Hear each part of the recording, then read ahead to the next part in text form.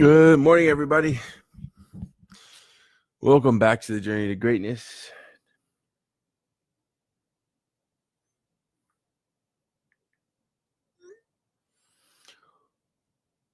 Day 354 of 365 with David McDonald, the GOAT. Whew.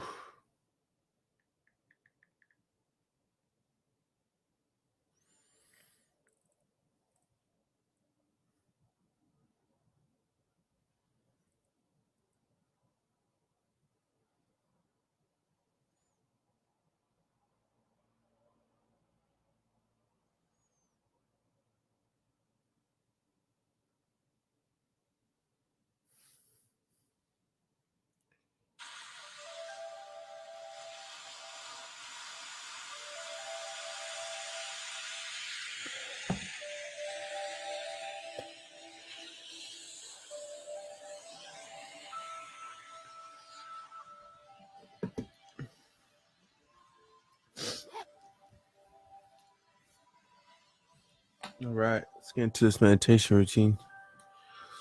11 days left. Let's do it.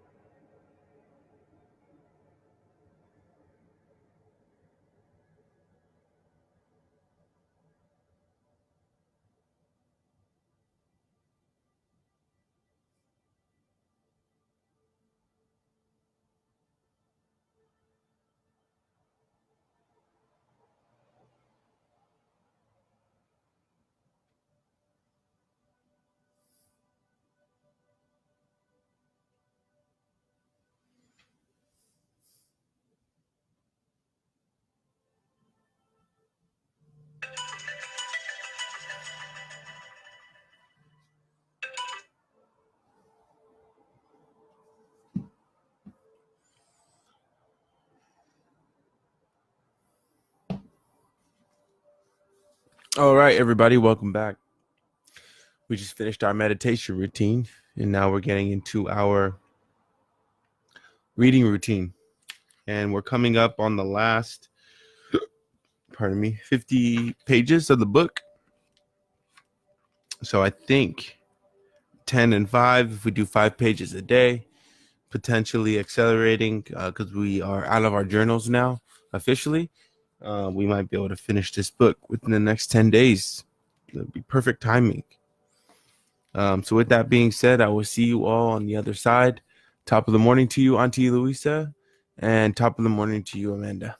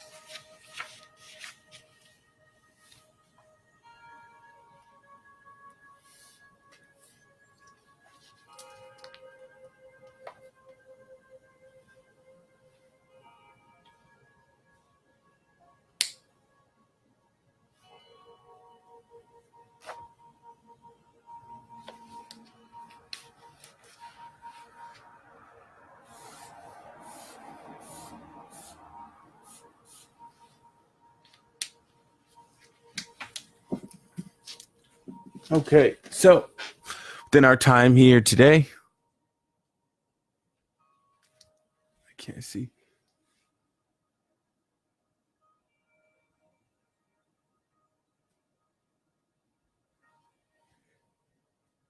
Hey there, Ruby. Good morning.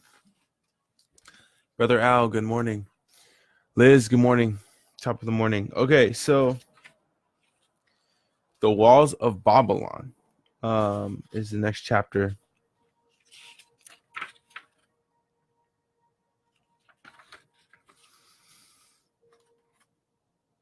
And to continue our session yesterday, just to bring it to a circle close, the main takeaway from the gold lender of Babylon chapter was better a little caution than a great regret. And so for everybody who wasn't able to join us yesterday, pretty much Mathan and Rodan Mathan was the mentor, Rodan was the mentee. He went to Mathan, who's the lender of Babylon, and asked him, hey, I just created something. The king paid me 50 pieces of gold. I've never had this much money before. What should I do? And Mathan, pretty much gave him some advice. But his main question was, should I give this money to my sister, who wants to give it to her husband to become a successful merchant? And Mathan, wisely guided him and told him, hey, keep your money. And if you can help them in some other way, then help them in another way. So the walls of Babylon, calm thyself, good merchant. The guard responded, the walls of Babylon are strong. Excuse me.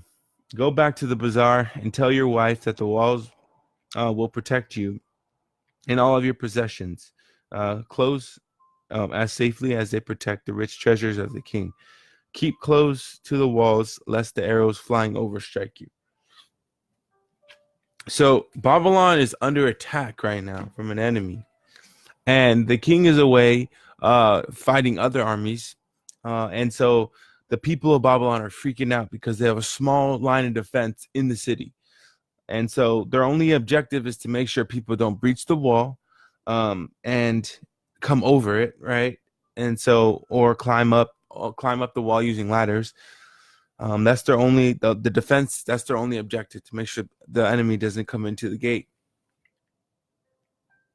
So there's a sergeant, an old sergeant, who's on the front of the battleground, and people are walking up to him, asking him for updates, saying, "Hey, in this situation, there was in this situation there was a merchant who was totally freaked out, totally freaked out."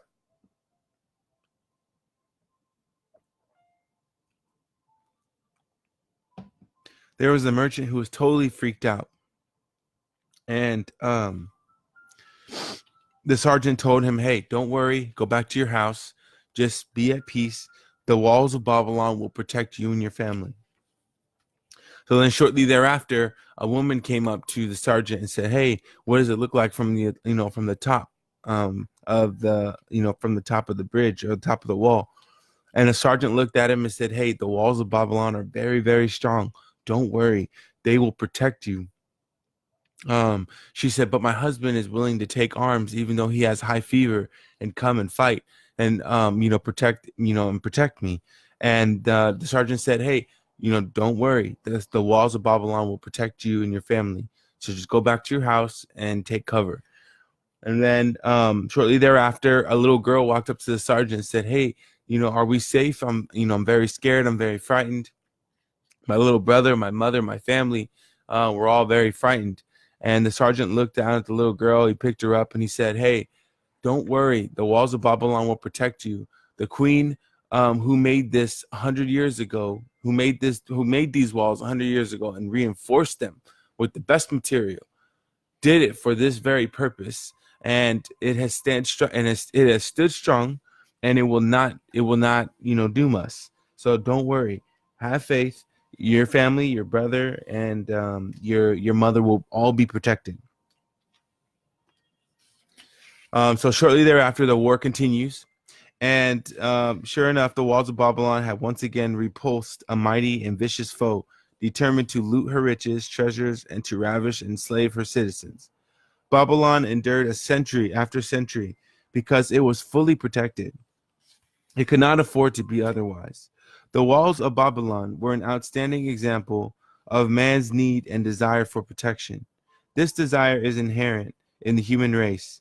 It is just as strong today as it ever was, but we have developed broader and better plans to accomplish the same purpose. In this day, behind the impregnable walls of insurance, savings accounts, and dependable investments, we can guard ourselves against the unexpected tragedies that may enter any door and seat themselves before any fireside. We cannot afford to be without adequate protection. Boom. So, a couple things come up here when I read this. The first thing is adequate protection. Have a savings account. Be prepared. Now, sometimes we have to take risk, and it may be in the job that we take, it may be in the opportunity or the thing that we purchase, whatever it may be, we have to take a risk. And sometimes our backs are showing because we take this risk, we put everything in the pot, we risk it all, and then what happens is we have to build our account up again, right? You have to build that account up again. But the risk that you just took was a huge leverage play to get you to the next level. So I think that's a really, really important fact, what the book just taught. And I've been on this for a while now. But when you have a house or when you have multiple houses and you own multiple properties, it's one thing to own multiple properties. It's another thing to own a property and then have 12 months reserves of that property's mortgage in one of your savings accounts. And then, it's kind of like, you hear some people say like, people shouldn't date unless they have 25 grand in their account, right? Because, you should be in the habit of building wealth, this, that, and the other. Well, it's the same thing. I'm not saying that's true, and I'm not saying that's what anybody has to do, right? But from a standpoint of, owning multiple properties, we want to make sure that we don't get caught in this thing of having our shirts off and, pretty much potentially losing everything because we have no protection. And so, to the book's point of building future assets and building future wealth, not only is it wise for us to have savings account designated for certain things that we make payments on, big payments, like, for example, our cars.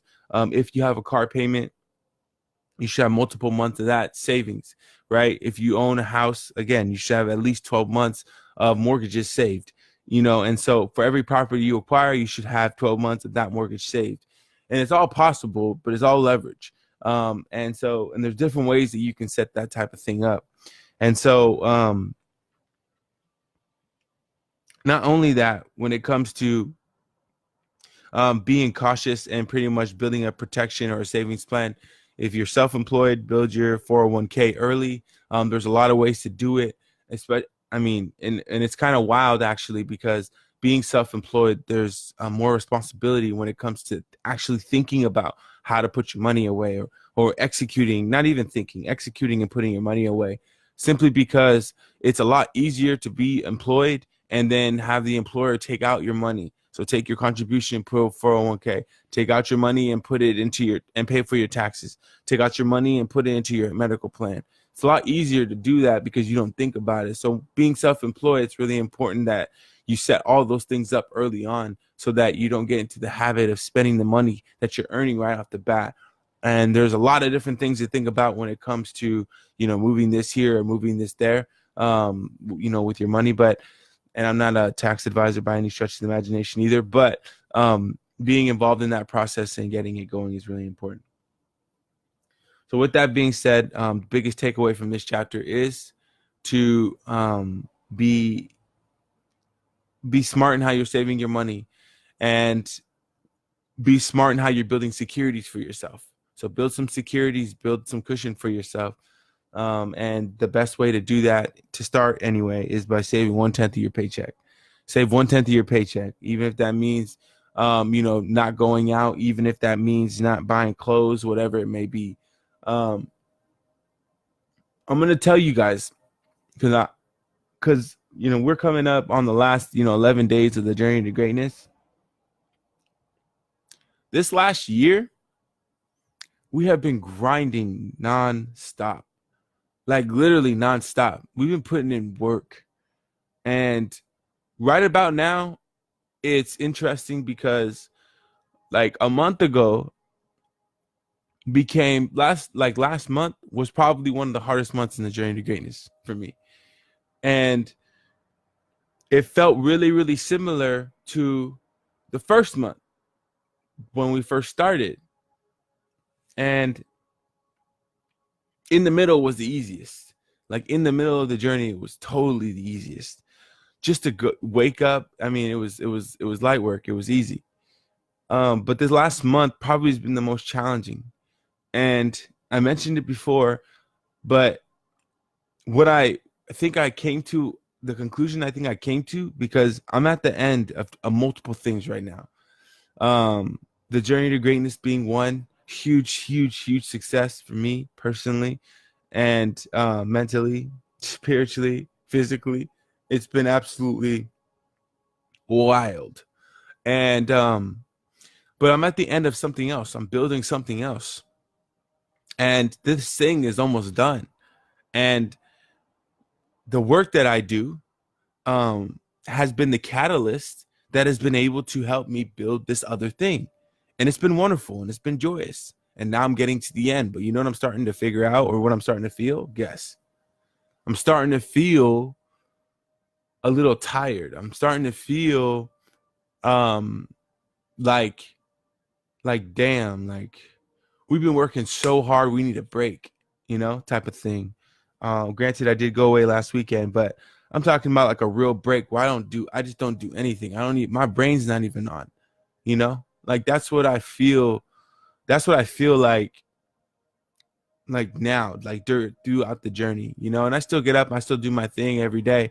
But in my mind, it's like that's the feeling, that's the emotion that I feel. And it's so interesting because I feel it's really interesting because not only has the journey to greatness become a little bit more challenging mentally, um, it's wild. Like it's just so interesting, so interesting.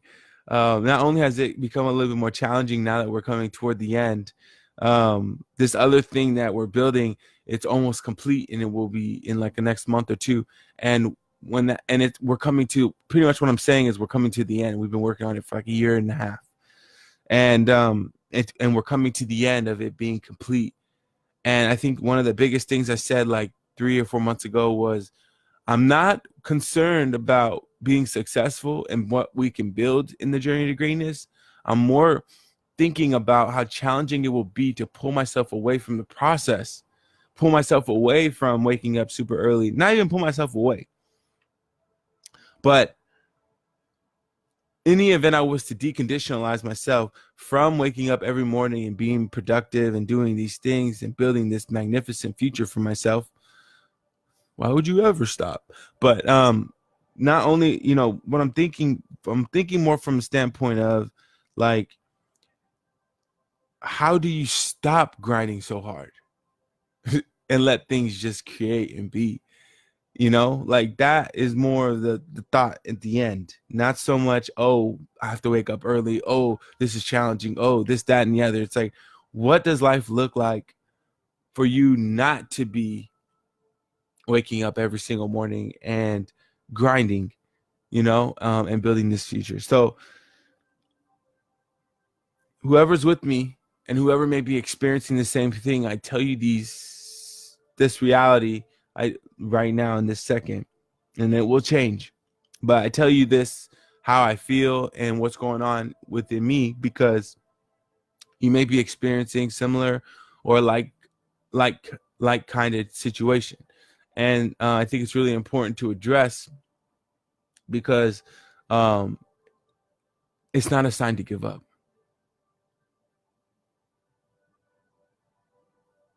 It's not a sign to give up. And the biggest thing here is we have to keep going.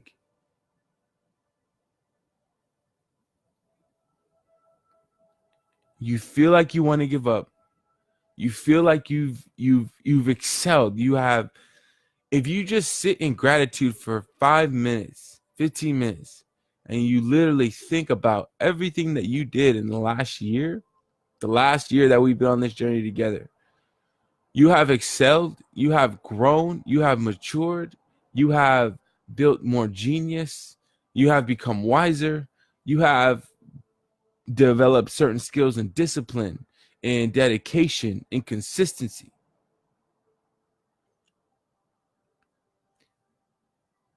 As we approach the end, which potentially could be a new beginning, do not give up are the words that I continue to encourage myself with.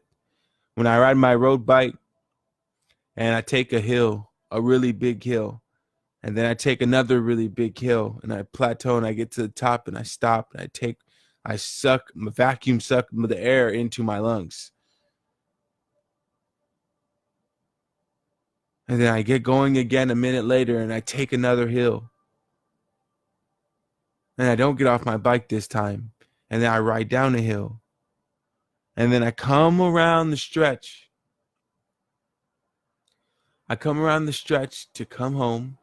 And there's one really medium-sized steep hill.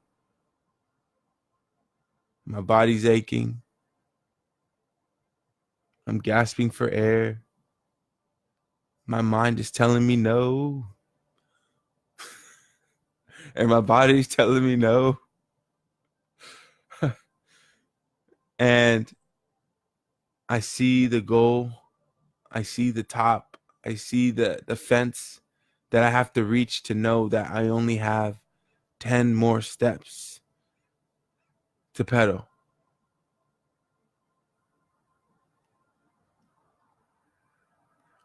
I reach halfway up the hill some days. I stop. I look up at the goal and I see it and I'm like, you need to push forward. You must finish the ride.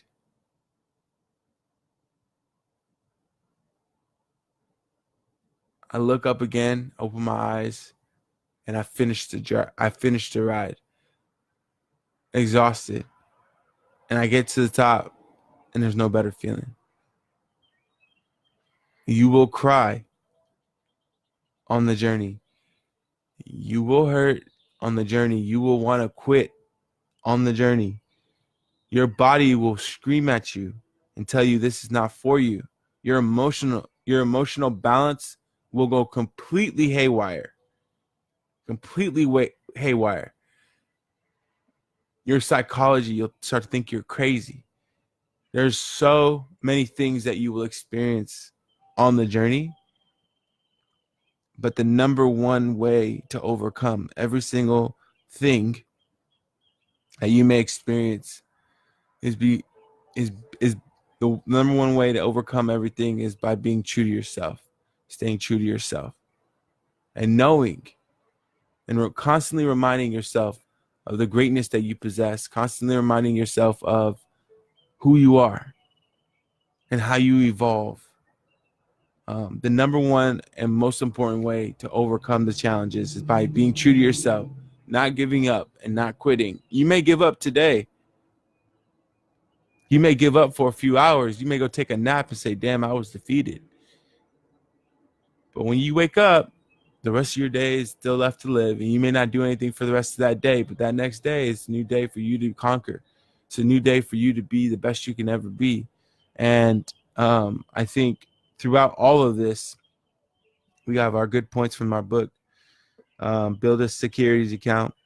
And as we reach the end of the journey, this is personal testimony to you. And hopefully, in the event you're experiencing anything like this, and it doesn't necessarily have to be in the journey to greatness setting, but anything like this, just always keep that in mind, that the best is getting ready to happen. The wave has just crashed on the land. The tsunami has just crashed on the land, and now everything is about to clear. And when everything clears, there's going to be tremendous amount of opportunity for us to collect. So with that being said, good morning to everybody who jumped on the messenger board. Good morning. Everybody who's at home watching, good morning. We are coming into 10 days left of the journey. And needless to say, I am excited. It's been very, very good one so far, obviously. I'm kind of at a loss for words right now because that last explanation took me back to an emotional place that I feel every time everything around me is urging me. And when my body and my mind and my spirit are telling me stop, but I bust through every time. So with that being said, it's time to go conquer the day again. Make sure today is the best day of your life. And sit in gratitude if you haven't already for at least 10, 15 minutes. Be grateful for everything that you have. Be grateful that your digestive system works.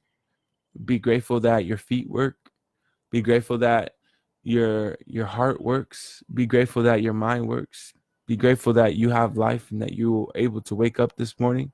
And most importantly, be grateful that you are able to learn and expand as the universe expands. I love you guys dearly. Have a good day. I'll see you tomorrow at 5.